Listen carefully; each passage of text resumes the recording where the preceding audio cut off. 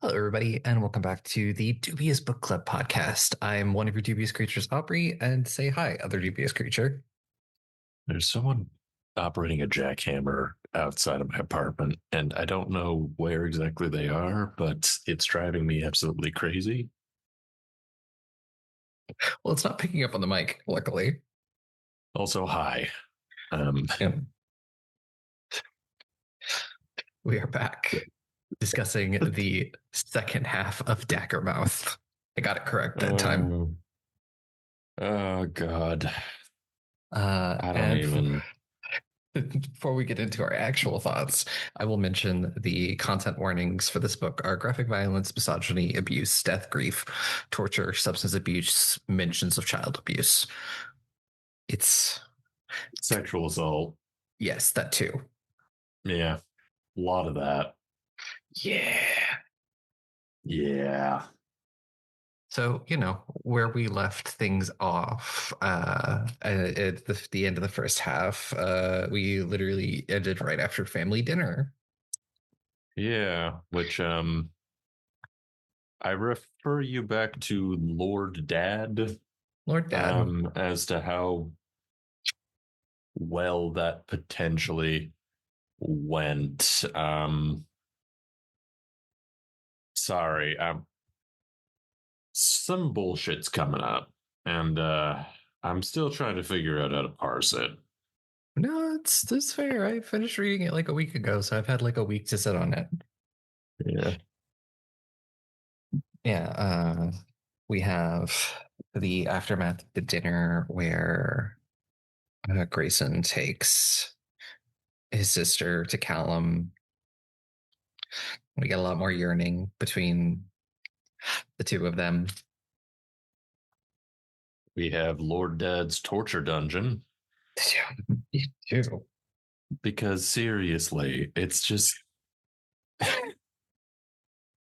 So I checked, and we only get two sections in the book that are from Maximus's POV, Mm.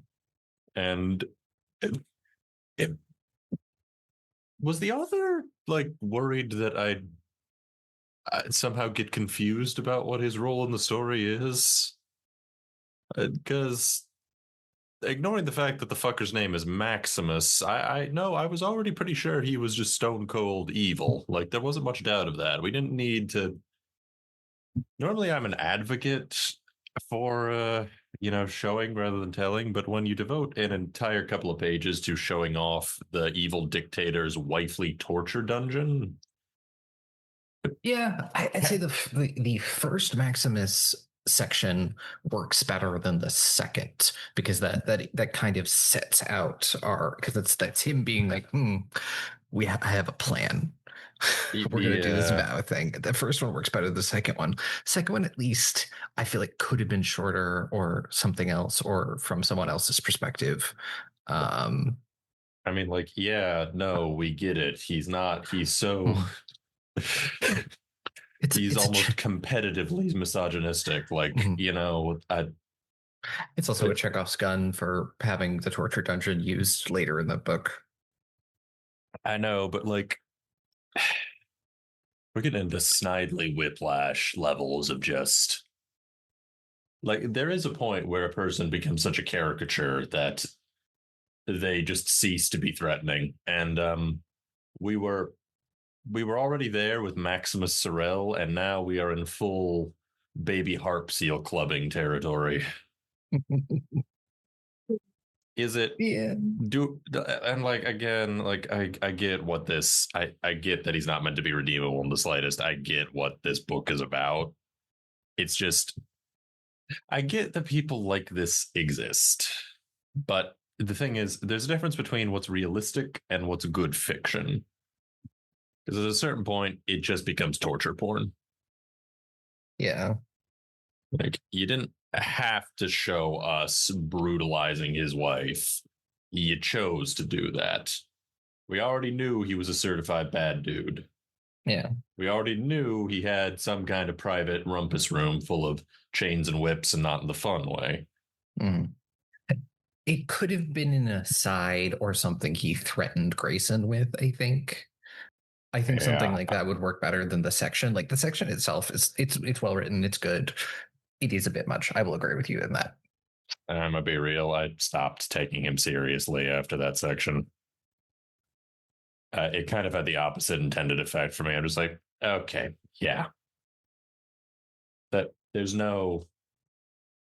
He's just so fucking mustache twirlingly bad. Like, I don't know what else to say about Lord Dad here.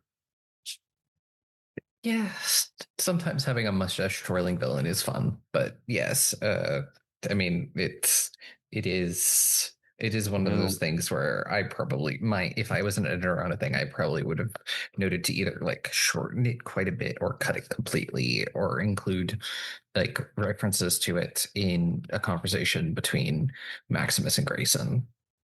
yeah, it's.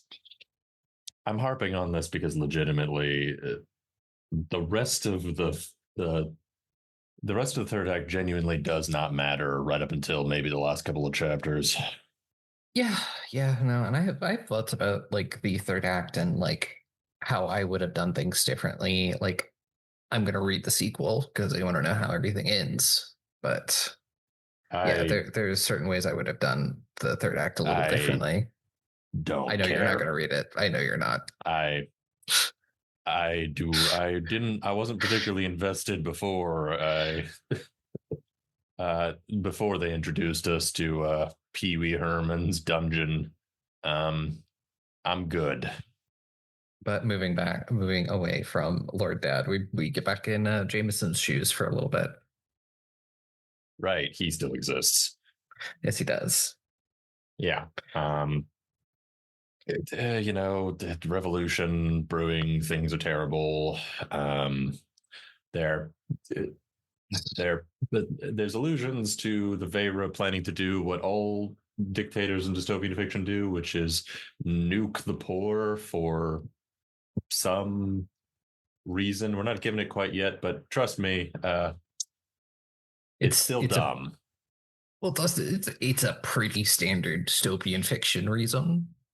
I know, but that doesn't make it any less head scratchingly baffling.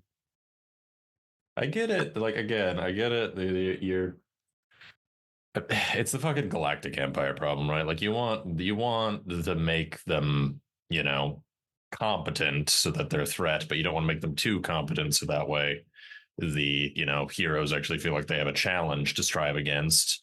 Yeah, They feel like they're actually punching upwards. But the problem is what ends up happening more often than not is that they just come off as being simultaneously grossly incompetent and yet strangely ultra competent only when the plot demands it. And the rest yeah. of their evil plan is so much stuff. Like It is it, the it is a balancing act. yeah, and it's hard to pull off. Like the thing with Daggermouth specifically is like they have some sort of genocidal plan to kill off a bunch of people in the boundary and replace them with Rich people. something. Yeah, which because apparently, and we learned this at like the 11th hour, there are other city states in this world and they've all I feel like there collapsed. were And I feel like there are references to there being other city states early on in the book, but it's like a line or two. yeah, I completely missed that bit, to be perfectly honest.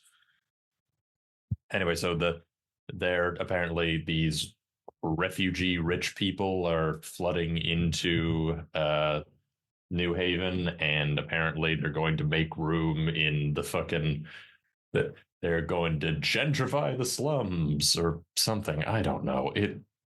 Unfortunately, gentrification is still something that we have to deal with in real life. I know, but again, just because I refer you back to the whole just because it's realistic doesn't mean it makes for a good story. Mm-hmm. Real Yes. life real life is frustratingly banal and shit just happens for no goddamn reason. One Mm. of the benefits of writing a book is that you can actually give people a semblance of a domino effect. Yeah. And also, one of the big things with Jameson is tonight's the night they're gonna get shade out. Right, because that's going to work. Of course. We still have so much of the book left.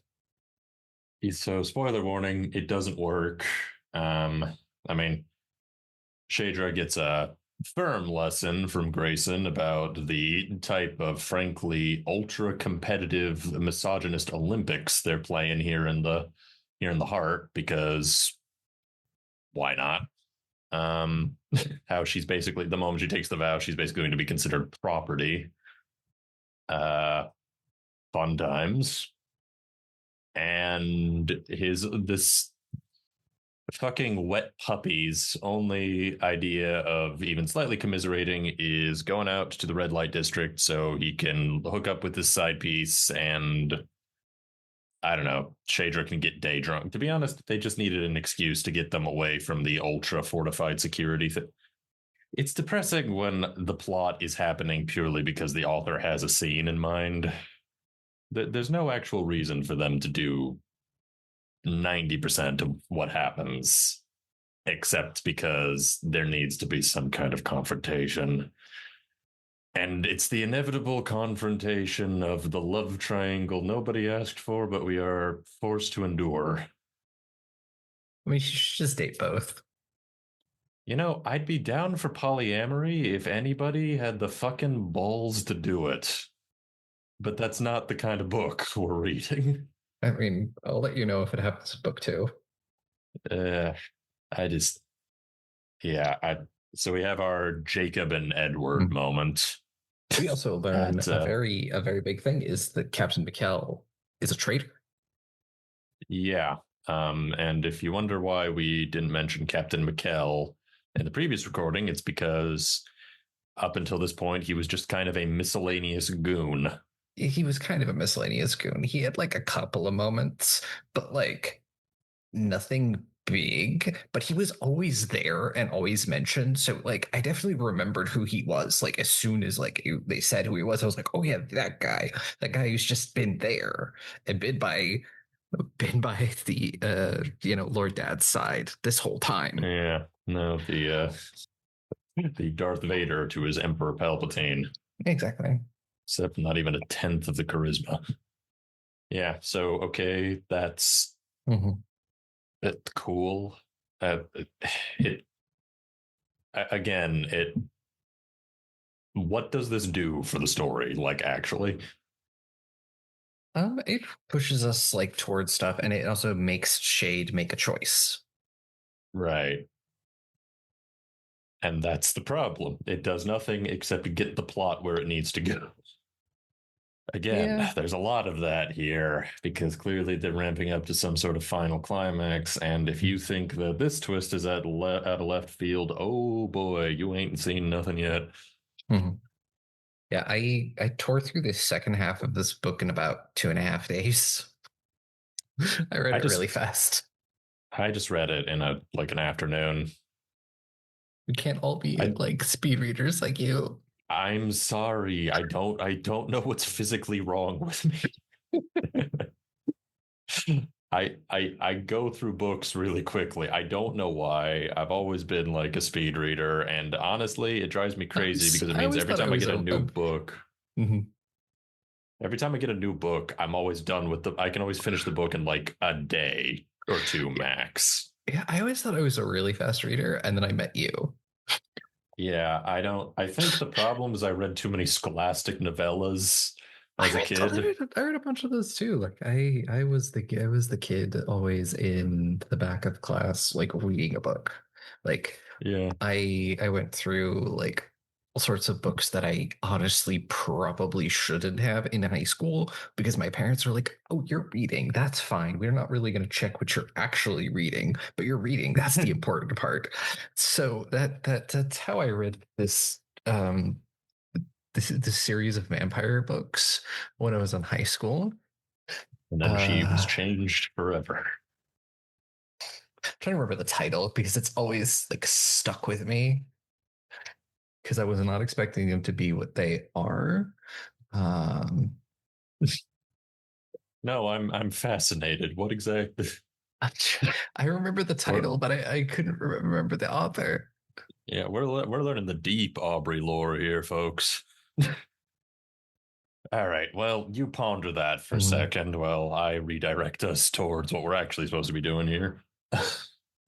It's fine. You're not really missing out on much. So they have the inevitable confrontation, uh, which, given that at this point in the book, Shadra and Grayson haven't so much as hate fucked. Whereas, let's face it, it's really only and Jameson is at best a friends with benefits that Shadra can't grow emotionally close to because it takes time away from her busy brooding schedule. The energy is tepid. And again, I go back to the familiar refrain of I understand I'm not the target audience. I get that Uh, I'm not. I'm supposed to be turning my brain off and just imagining them all naked. Um, yeah. but I'm sorry. I have this the fucking thing called a narrativizing brain, and it tends to try and work out stuff like character motivations. Mhm. I apologize No, for thinking about things, but no, you're good.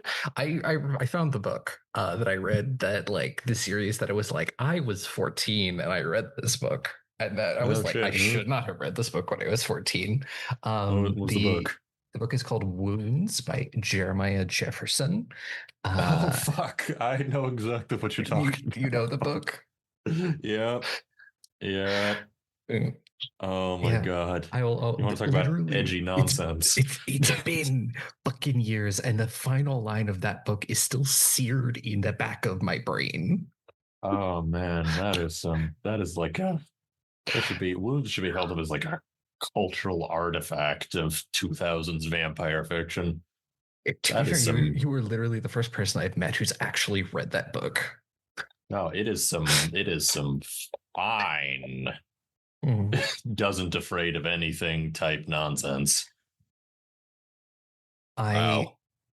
kind of want to go back and read the books again because I Can we just like talk about wounds? Can we just talk about that? We don't need to get into the rest of this, this. but what We'll get back to it. We can circle back.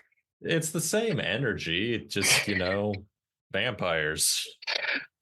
Look, look, if Misfit and I can have a 20-minute side tangent about audiobook narrators, we can have a 20-minute side tangent about wounds.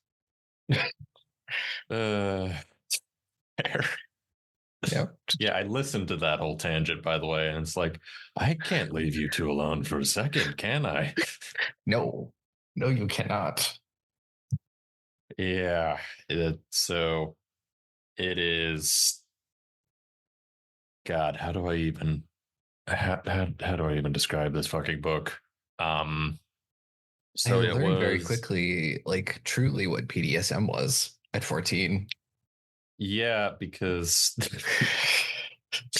so Wounds is it's a book about a vampire, a Nodur, named I, I want to say Daniel Bloom. Daniel Bloom. Okay, right. Who um, notable among other things for hunting down and eating Nazis, which already makes him pretty okay in my book, Yeah. despite the many things that are wrong with him. Uh, God, 2000. When was this? It was the 2000s, right? 2001 2000. is when no Wounds was published in 2002. The first book in the God, series, Voice of Blood, was 2001. God, it was a different time. You could just massacre Nazis in fiction without people calling you woke. This was during a time where we were like, yeah, everyone was on board with this. Everyone said this was a good idea. Yeah. Uh, let us kill more Nazis in fiction. God damn. Exactly. I need a new Wolfenstein game. Yeah. Fuck's sake. Like, they're like the one group of people you can do pretty much anything to because Mhm. they're Nazis. Yeah, exactly. If you are advocating on behalf of Nazis at any stage in your life, you should probably take a minute and consider what series of events led you to that truly ruinous decision. Exactly. You know. But yes, Anyway, Daniel so Daniel yeah, Bloom. Danny Boy, living large in New York City, meets a stripper Mhm. Maybe named it was Dibble. something ridiculous. Sybil. And well, uh things get progressively saucy from there. Yes. This was a book I should not have been reading at 14 in the back of my English class. No, this is I think in the first yeah, couple of it is. chapters, there's gay sex, and then the lover tries to forcibly turn himself into a vampire and just ends up as a dead husk in the bathtub. I don't know why I remember so much of this book. Because you were 14 and reading about chains and whips, and it I clearly guess, yeah. awakened something in you. I really don't remember much else of my freshman year of high school. I remember this book. Yeah. Apparently, it's like part of a larger series. Yeah, that's what I'm just learning. I only ever read this one. I'd never read any of the other books. Yeah. Uh, yeah. But it's like the I whole think, book is around them deciding to put on this BDSM exhibition in and then at the end of the book, fucking Sybil, just like I always remember they did like spoilers for the end of Wounds. Skip forward 10 seconds if you don't want to hear it. Like yeah, literally if you, the end of this book, she cuts off his head, presents it to everyone, and says, "Behold the head of Daniel Bloom," and he's still fucking alive. yeah, that, I remember this book because, so I obviously was not 14 when, Aubrey was 14 because I am a fucking infant compared to most of my fellow castmates. I was born in 1999, so get all the Zoomer jokes out now. I found this at I kid you not, I think a public library where it had been shelved under supernatural fiction. I mean, it technically is. I think I found my But copy it, at like a Friends of the Library book sale. I don't remember when exactly this was. I just definitely know, well, A, I wasn't supposed to be reading the books. I was supposed to be sorting them. So I lost that volunteer position really fast. Um, and I don't remember how old I was exactly, but I'm guessing not old enough. To read some of the things that are in that book. No. To be honest, to that point, I didn't think you could get away with writing some of that stuff in an actual published novel, but shows how little I fucking know. I will say this for like the fiction, especially the vampire fiction around that time. Uh it really came in two forms. It was either Twilight or this. Yeah. This was also like during Poppy Z Bright's like heyday. And I kind of miss it.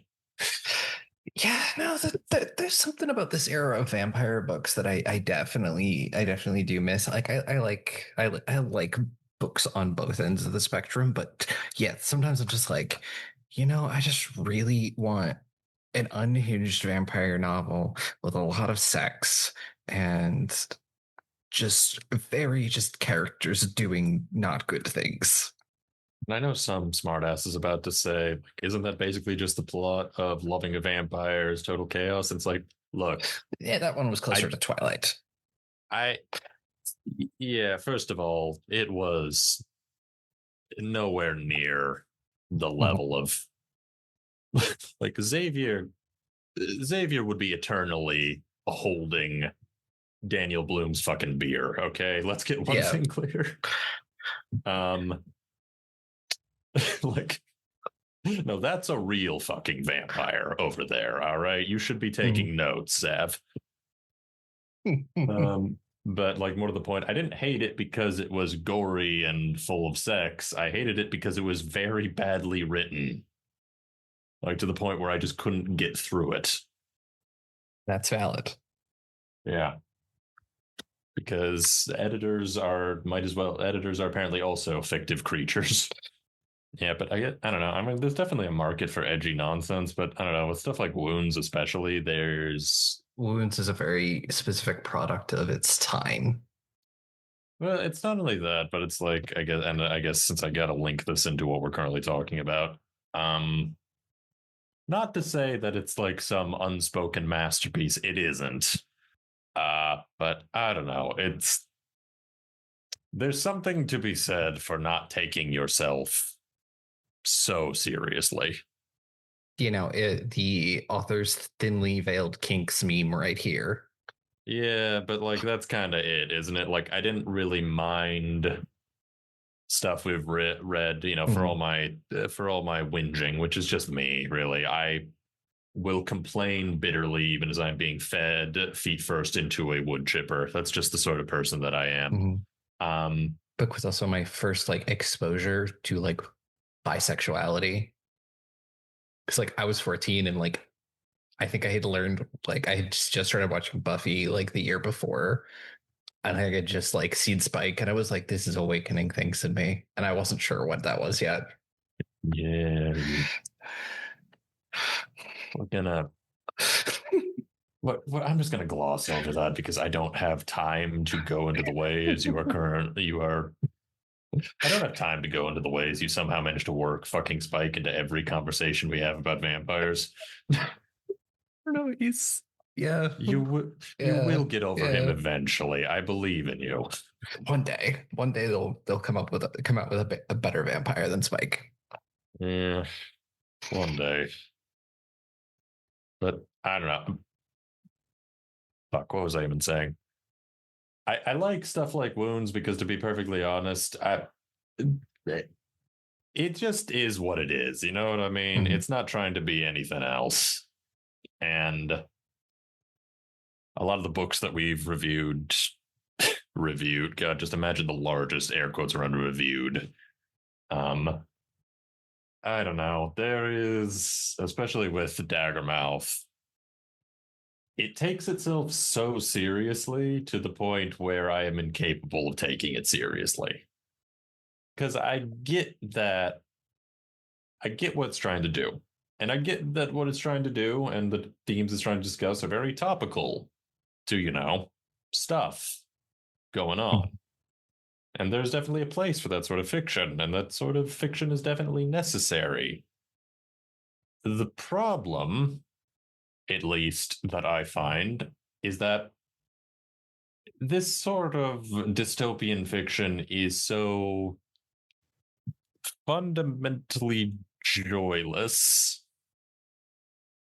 that it becomes hard to connect with any of the people that are currently being ground down by the dystopia that you're portraying.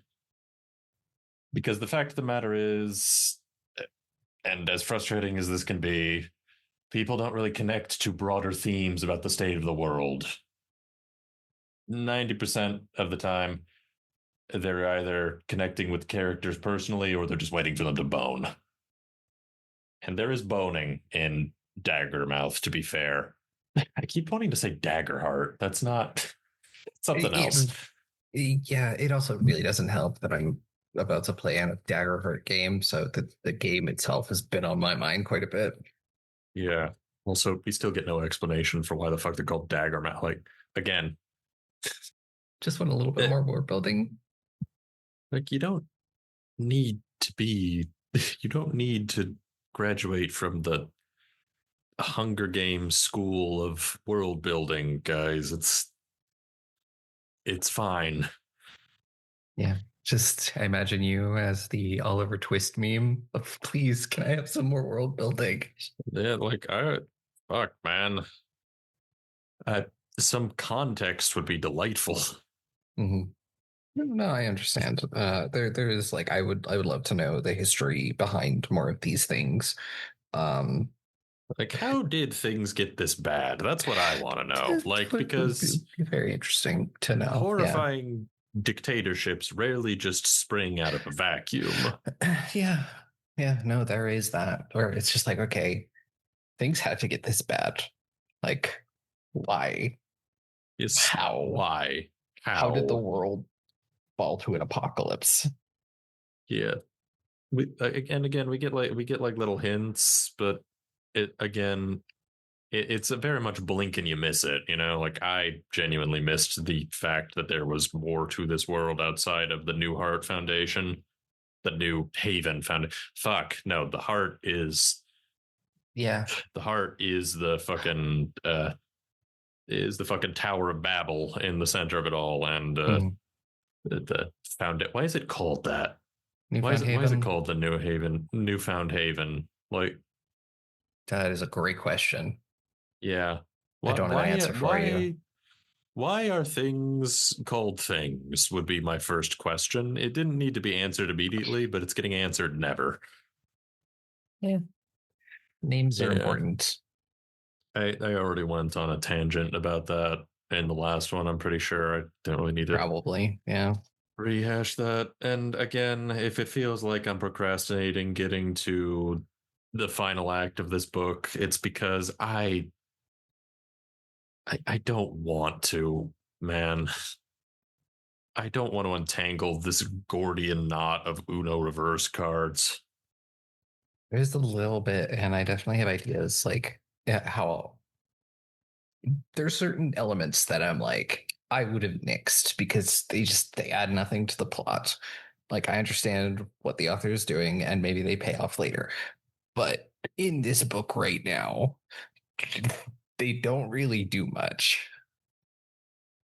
Yeah, I think the main thing is that, like, since this is very much feels like an alumnus of the Game of Thrones school of fuck you, we're having a third act twist. Um, Yeah, I knew there's from that. I knew from the get go, there's no way this plan that the rebellion's plan is not going to work. And the reason I knew that was going to happen was about when a certain someone came back from the dead. Because of course he fucking did. Yeah, that I think that still works, but I would have tweaked it a little bit. Yeah, so Uh, again, for context, after the "oh, Jacob Edward, don't make me choose" bit, mhm. where They Shadra decides to stay for some fucking reason. Um, what ends up happening is, well, okay, a couple things end up happening. We do get one scene of Grayson and Shadra uh, having themselves a good old post murder hate fuck yeah, we because we get them as a battle couple, which was fun. I think that was a good I scene. That was like just a good scene in general of them just massacring all the Vera. for some people, sure. I have very specific tastes. I know you do, and I'm running out of ways to tell you to stop disappointing your father. So I'm just gonna put this sign. I'm just gonna put this sign, the sign that says "Find other ways to disappoint your father." I'm just gonna hang this over the entire conversation, and I will tap it every time we come up with one of those scenes. Okay, okay, Yeah, great. yeah, yeah. Yeah, Dear listener, please keep um, count. yeah. Help me. It's just this. Yeah, no, there's murder, there's hate fucking, and then Um, there's there's some mhm. truly horrifying revelations about poor Lyra Cyril and that. Yeah. And like it Ooh. again, I knew Lord Dad was the bad guy. I, I it's still even more think Lyra. frustrating. Mhm. It's all right. I'll let you finish your thought. I just want to say it's even more frustrating, Mhm. especially considering how the book ends. Yeah, it is. I think Lyra's confession and everything that happened to her still like works as like backstory, story beat, and why she's doing this. I wish it had come up earlier. Yeah, I'm hesitant to describe it because I know that could definitely serve as a trigger for some people. So It is bad. let's just say it is bad, and I refer you back to the aforementioned sexual assault Mhm. warning. Yes. Um, Um, like especially because we see stuff from her perspective. Like it could have even been dropped in one of those. yeah. And Callum is also here. Yes, he is. Um, There's a scene where he tortures a dude. A guy's got to have hobbies. Yeah, I mean, we've seen him the Godfather up into it. I'm not a big fan of torture scenes. No, that's fair. They're good for establishing. I mean, like they're good for establishing some things, but like my own personal feelings on the subject aside, the main thing I've always struggled with is like it's a level. It's a level to which you gotta really wonder at a certain point. Are Mm, they? It, it it's a level that you gotta wonder at a certain point if like the author isn't living out a very specific catharsis. yeah. I also my barometer on things like that is so fucked because I'm just the weirdo who watches horror movies for fun. I know, but in a horror movie, Chainsaw Jim is shoving a spinning blade up of someone's asshole because that's just what he's there for. Mm, You don't really have to think too hard about it. This is. I got my own feelings about the subject that aren't really topical to it because it doesn't even fucking matter in the end. 90% of the scenes up until like the last couple chapters of the book are made entirely irrelevant by the bullshit that is cascading our direction. yeah. Well, yeah. Then essentially, after they murder all of these people, hate fuck, they're dragged to Lord Dad's personal prison chamber, and Shadra is tortured to torture Grayson.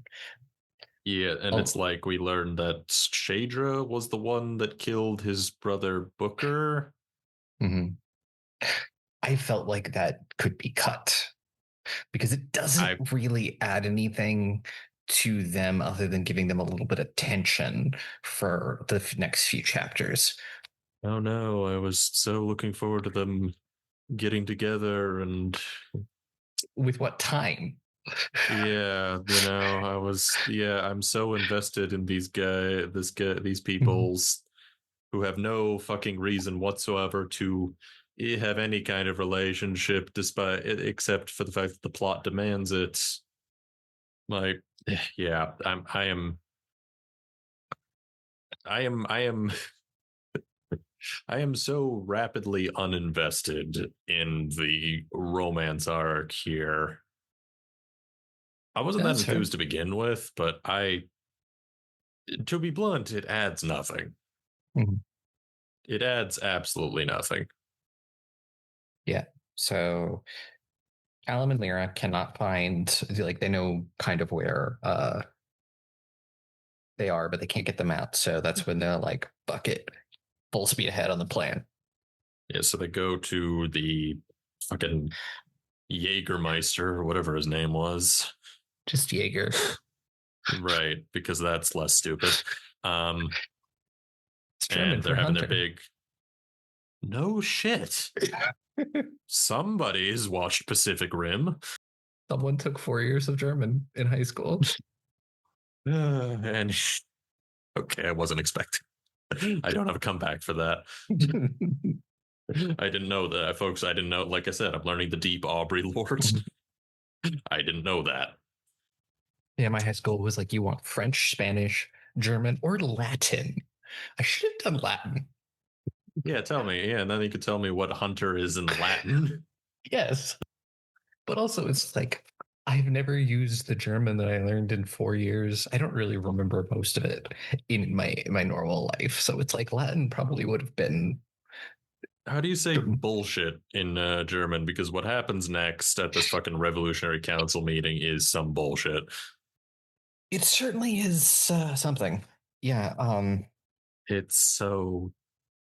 Not only is Booker alive, not only has he basically Mhm, been in hiding in the Boundary this entire time, mhm. but they come up with some contrived fucking story full of people we've never even heard of up until this point to explain why he's here. And the moment his ass showed up, my immediate thought was like, oh, you're a double agent, aren't you? I definitely thought that. And I was like, Mia was like, please don't be a double agent. Because there's no goddamn way good things happen to the protagonists and their best laid plans in a fucking book like this. Yeah. Especially when I know there's a So sequel. yeah, This was just one so book. It might have been. so yeah, the wedding is happening essentially at gunpoint. Situation spirals out of control when it turns out Booker has been feeding Lord Dad um, the Literally everything. rebellion's plans. Literally everything. Mikkel, remember him, jumps in front of a bullet for Grayson. So I guess he's fulfilled his purpose. Goodbye, dude. Uh, Hate to see you go, but no, We no. did. I I mean, literally, I literally, didn't really I know him literally, too well. yeah. I can't come up with a quip because I know nothing about this fucker other than Yeah, apparently he's uh, Grayson's dad. he's Grayson's dad, and now he's dead. I He had two chances at dad, and both of them mhm. ended in not dad. I thematically like Lyra's plan because it's very visually striking, and I think sends a good message. Yeah, and the plan, folks, essentially like the wedding is essentially being live streamed, and she basically shows off the essentially layers of scar tissue she has all over her body from years of abuse Yeah, to the entire world. But and again, many of the as women in the crowd do as well. yeah, but as powerful and affirming as you might think that is, it means absolutely nothing in the long run it, because Lord Dad pulls a just as planned, um, and everybody gets dragged off, and then we get to the final chapter, Yeah, and I get what the author is about here. I do. I understand it. I understand the sentiment. I understand the sheer fucking catharsis of it all, but you've been building up this dude. You've been building up Lord Dad. This just irredeemable prick. We've been waiting for Grayson to do the protagonistly thing and fight his dad in an epic confrontation, or for Shadra, who was a very real personal stake because uh, Maximus was the one who fucking executed her parents, or fuck Lyra, who has also a very good reason. Because, we've been spending time, or fuck, even Callum, honestly, because of what he found out, what he did to Lyra. Um, you got pretty much all of our POV characters have very good reasons to want this dude absolutely obliterated. And the fact that it's Alara Serral who gets the final like victory lap. So not only is it like the third act twist to crown all third act twists. Well, to be blunt, I'm sorry, but I just don't care about Alara. Her only purpose in the narrative up until this point is to show just what an absolute bastard man Lord Dead is. mm. And it's tragic what happened to her. And I get that her situation is, unfortunately, I mean, maybe not to this degree, I hope, but it's still, it's definitely something that has quite a few real world parallels, let's just say. Yeah, But again, and I'm going to keep tapping this sign, it seems, just because it is realistic doesn't mean it makes for a good story. We get maybe one hint that she was secretly planning this the whole time. We get a name. I think it's Python or something. It's like a code name. Python. Yeah, But we don't know who that is or who that. We don't really get any real hint that it's her specifically because there's no time. Um, and yeah, she fucking she shoots Maximus. yep. Um, unless he pulls out his everything proof shield in the first chapter of the second book, which honestly would not surprise me at this point, because dude has stacked the fucking Uno deck. Yeah. He's making every other fucker here draw 5. To the point where it's honestly a little comical. Yeah. So it is just so Mhm. deeply narratively unsatisfying. Yeah, And I I agree and disagree, but yeah, we'll definitely get into it. the fact that all of the people that we, okay, I hesitate to say care about, but have been writing along with for the better part of like 500 pages get dragged out to fuck knows where. Mostly, I think, just for the red wedding of it all, because I'll be honest, that's kind of what it felt like. Yeah. God, why is it that, okay, viewing public, sincerely, I need you to actually fucking read the Song of Ice and Fire books. I need you to actually like read them, because Here's there's a reason where why Mhm. your opinions on R. R. Martin's inability to finish shit aside, there's a reason why so many people die in those books, and it's not just fucking shock value. Mhm. I So feel like I admit I've yeah. never read the books or watched the TV show. Yeah, well, I feel like a lot of people watched the TV show and then immediately took all the long rests, all the, but turning into fucking. I'm so steamed. I'm turning into Scooby Doo Rutro. Like fuck, Scoob.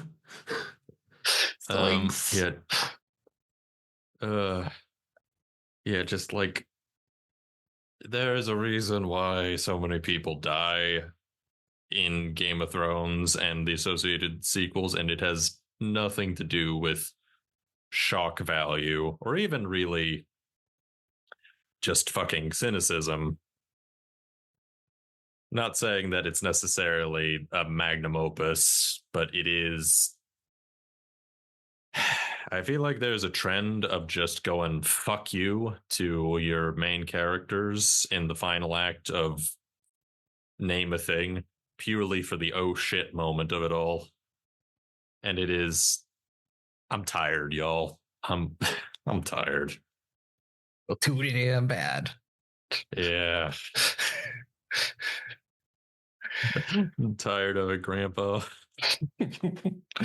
Yeah, Uh, it's the vicious cycle of movies influencing TV, which influence, books, which influence movies, which influence TV, It's yeah, the but vicious cycle.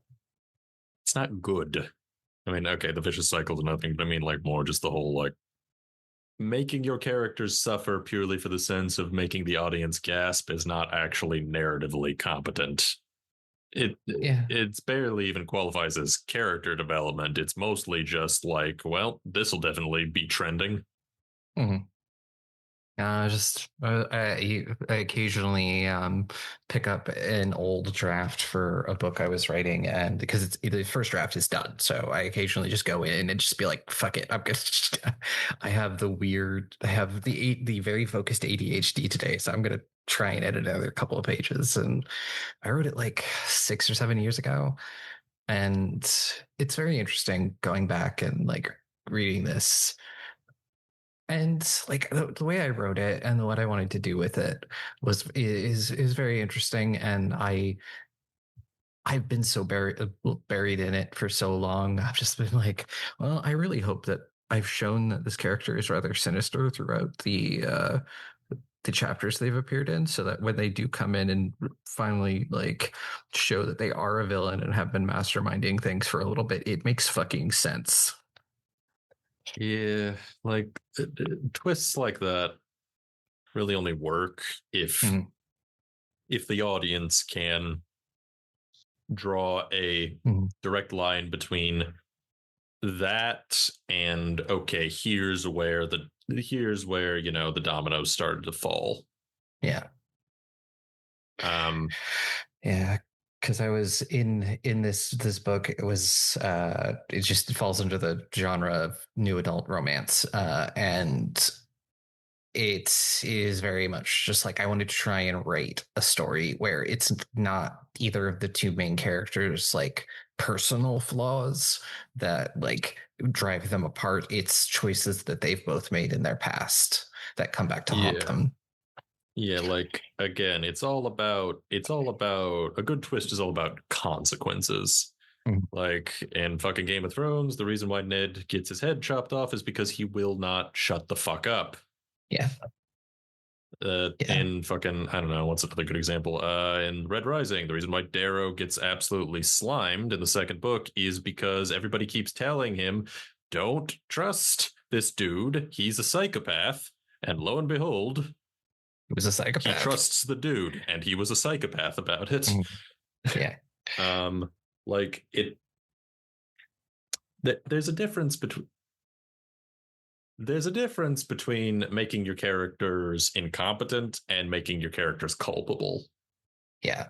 We I, all we like, all want our main characters to be these ultra competent badasses because, mm, well, we have no control over our own lives. But it doesn't really make for a good story. Is the problem? yeah. I mean, like I've related to this draft and working because like I don't know if I'll ever publish it, so the like it's hard to spoil something that I don't know if I'll ever like actually release, but it's just like creating flawed characters who, you know, their downfall is because of their own choices. Because the male main character blackmailed this person years ago to essentially because he ran a tech company, and so essentially blackmailed this person to sell the shares because he had compromising information on them. Uh, and so that comes back to taunt him uh, in this, and you know, and I wanted it to Yeah, show that like because the female main character kind of spends the entire book building up the male main character in her mind as this very just like I refer to it in the text as like building him up like an Olympian god. Like he cannot do any wrong. He's so great, and then sees the moment where it's like, oh, the sins of the past have come to root, and that's when she's like, no, I can't do this. I'm breaking up with you. yeah. See that's good. Mm, That's good fiction right there. Whereas mm, Daggermouth, Shadra, and Grayson have no agency. And one could make the argument that's kind of the point, but I would argue that it also makes it so they're not really protagonists, they're just kind of here. Stuff just happens to them. mm. They're not allowed to make the choice because I choices know are made that's for them, which and is I know that's mm, it's I know that's part of it. That's kind of the point. But again, there's there's realism, mm. and then there's some form of fucking verisimilitude, which I think a lot of people forget. Because I think one of the smartest things I've ever heard is that the main characters of whatever you're writing don't know what genre they're in. Exactly. So they're not Yeah. going to. And if you go from there, then Mm-hmm. it's pretty. Then, and given just how fucking irrational humans are generally, it's not a stretch to make your characters do things that, yeah, are definitely not the smartest given the situation. Characters will make suboptimal decisions based on information they have, and no character has all information. And a lot of people think very emotionally, or they, like no, not everyone thinks logically. Like a lot Yeah. of people think of very emotionally. And you could argue that Shadra can't really do anything because she is literally being kept prisoner. You could argue that Grayson doesn't really try to do anything because he's so traumatized. Like, okay, Mhm. sure, but how is that interesting to read? Yeah. Like there are moments, and I think Daggermouth just needed like one more pass of the editor to tighten things up and change a few things, tweak a few things, and I think it would be a really really good book. I think it's almost there. I'm really good book. I'm not saying it's like 5 stars, best book I've ever read, but like a really good book. And I think it just You needs are tightening up. And you are so much nicer than I am. generally, yes. I just The yeah. only time I'm ever mean is when I'm running a game. Yeah, this ain't it, guys. Like, this is I do not find this I do not find this worth an afternoon. Yeah, it took you 2 afternoons. Yeah. And that was only because I waited literally to the day before recording. I'm like, fuck, okay, I guess I'll finish it. Yeah. No, and I think there are good examples of books out there that have sort of the same similar of two characters who are spending the majority of the like at least partially like at least half of the book imprisoned and unable to do things, and so it Look, is possible to do this. my own disinterest with romance aside, which my own disinterest with I'm married. Yeah. How the fuck did that happen? I don't know. Maybe we should have Alex on the show.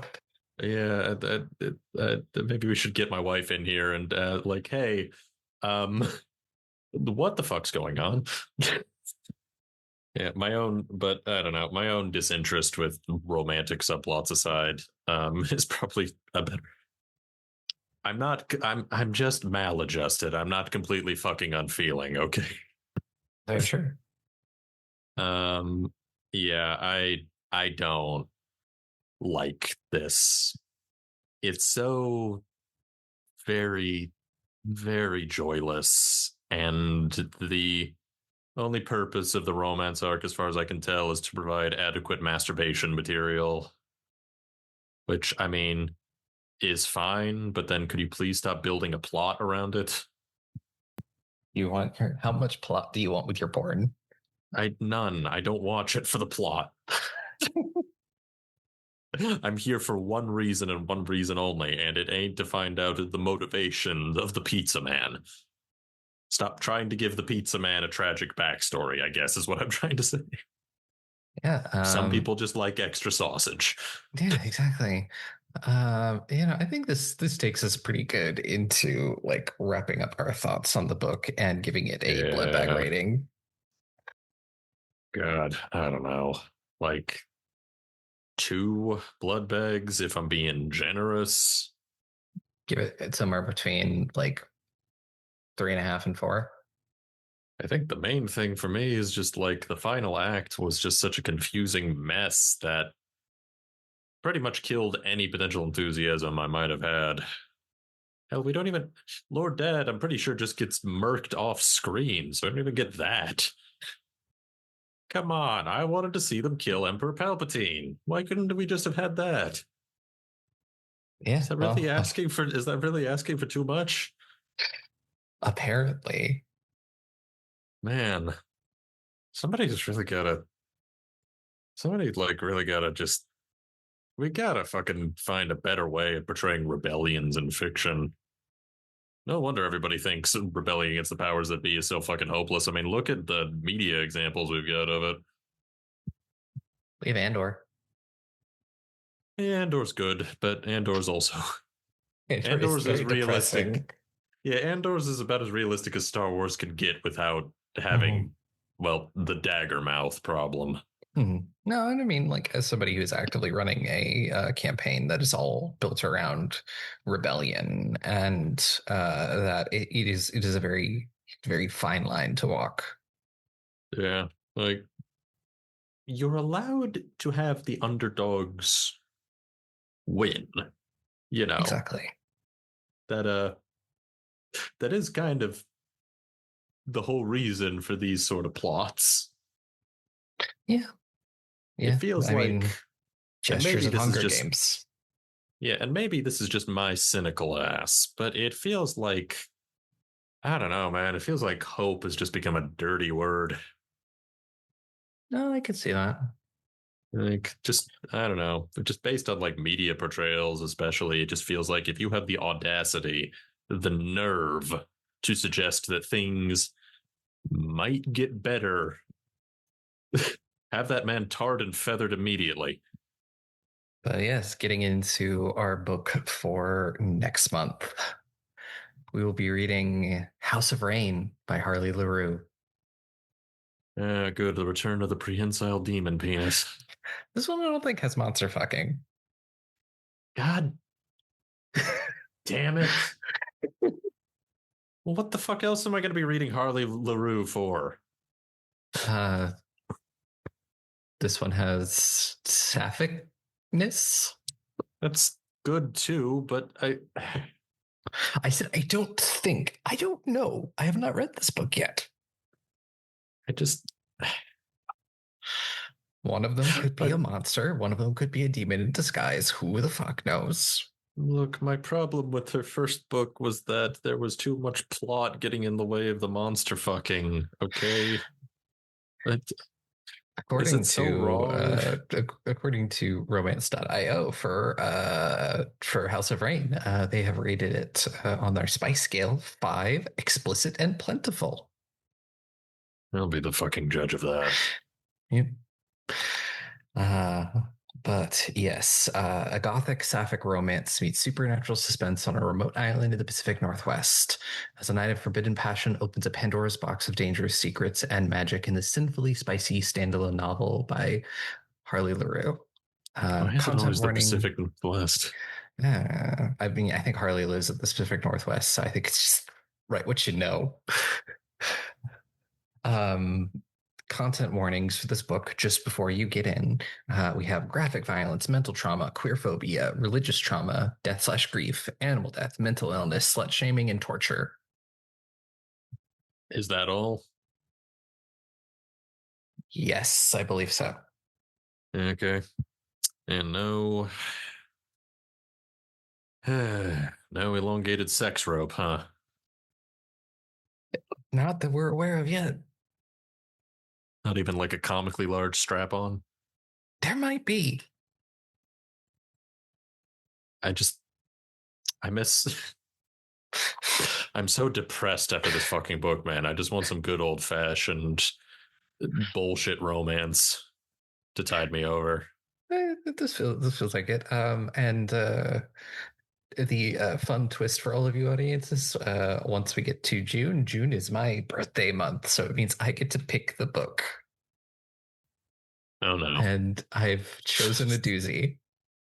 Why did Misfit have to be away at fucking awards season? It's like she's clearly better equipped to handle this than I am. I think Misfit will be back. Maybe not next month, but I think in June. Maybe we'll have other victims. Please, I need a buffer. This woman is so fucking down horrendous. I swear to God, when we get to August, I'm gonna make you fuckers read Ulysses or something just to get back at you. I look forward to it. Nah, I'm probably not gonna subject anybody to that. I don't know, man. You said Red Rising. I'll read Red Rising. I like Red Rising. Okay. Honestly, I have my problems with the first book, but it does get better later. It's good space opera eventually. Eventually. We will see. I am also a massive fucking hypocrite. So. Yeah, I mean, I look forward to reading House of Rayne. I have the nice fancy book from when it launched last year. I have not read it yet. I've read some of Harley's other stuff, but yeah, certainly see everybody in 2 weeks for the first half of House of Rayne, and hopefully we have some victims, or at least some buffers. So yeah, we will see everybody then. See, just rewatch Andor. It'll probably make you feel better about the state of things.